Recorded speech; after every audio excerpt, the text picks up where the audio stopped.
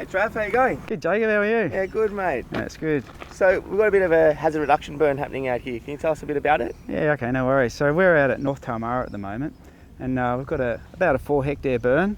It extends from Bobbin Head Road into the bush there a little bit.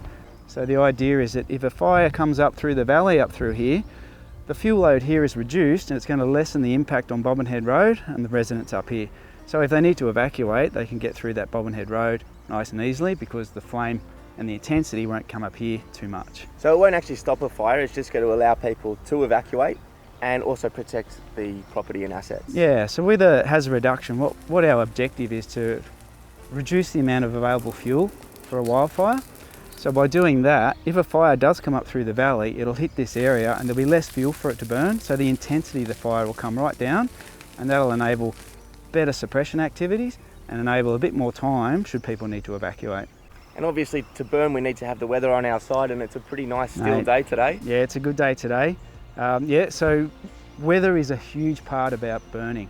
If we don't have the right prescription, then we can't go ahead. And it's all about fuel moisture levels. So in our litter and our fuel loads around down there, we've got to have an optimum around about 12 to 16% or even less, somewhere around that. And that means the fine fuels can burn and the heavier fuels won't burn. So all we're doing is taking away that fine fuel layer. So Mark, what is it that you're actually doing here? Actually, this is what's called a fuel moisture content meter, and I'm grinding up the brown leaves. You can see the leaf litter, and what we're measuring is the electrical conductivity in the leaves, the moisture content. So the wetter the leaf, the more conductivity you'll get? Yeah, that's right. And this comes out at 15.7 moisture content, which means it's pretty well ideal to burn. It's not too volatile, but it will still burn. It's in that middle range. So Mark, can you tell us a bit about why we're burning this particular area, and perhaps let us know a little bit about the bushland itself? Well, this is open forest, pretty typical ridge-top open forest in Ku-ring-gai. We've got stringy bucks, spotted gums, and a lot of understory. We've got geebungs, we've got banksias, mountain devils, we've got it all here. Now, there's something called fire regimes, and a piece of bushland likes fire, and it probably likes it in this type of country between 7 and 12 years. But this one's well overdue. It was last burnt in a hazard reduction in 2004. So what's that, 17 years, I think. So it's well overdue. You need a fire to promote seeding, open up the capsules on banksias, hakeas, geebungs, that type of thing. And also the added bonus, particularly for Ku-ring-gai, is asset protection. So if you can do a burn of bushland with both the biodiversity side and the asset protection sides in mind, put them together, and you'll get a really great result.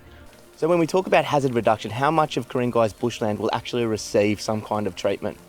Well, there's two types of treatment, Jacob. One's mechanical, where you have something called an asset protection zone, commonly known as the APZ.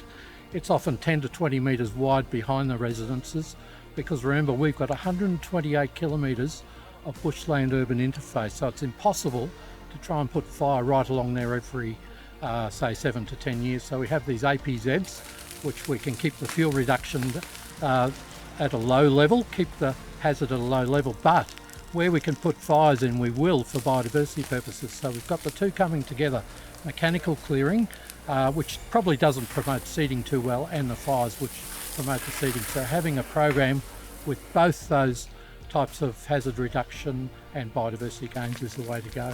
And what other agencies do you work with to get a successful hazard reduction program? Well, coordination and cooperation is, as you said, the key to it. So we work with National Parks and Wildlife.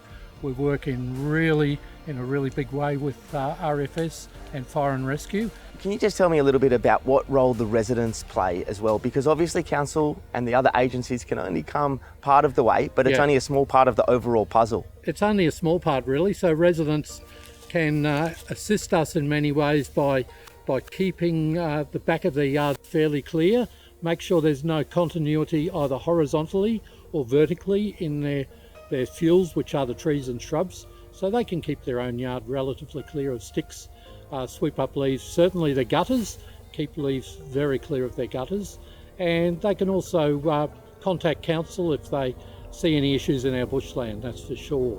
Behind the Blue Mountains, we're second in New South Wales in terms of our bushland urban interface. Our mission today is to reduce the fuel loads in a 4 hectare area just here between the oval and properties down the other side and Bobbin Head Road up on our west. and a control line, hand control line just on our eastern side there. Low intensity hazard reduction burn. Our lighting pattern needs to reflect a low intensity format, okay? So no long lines, lots of dots, that sort of stuff to try and keep that intensity quite low.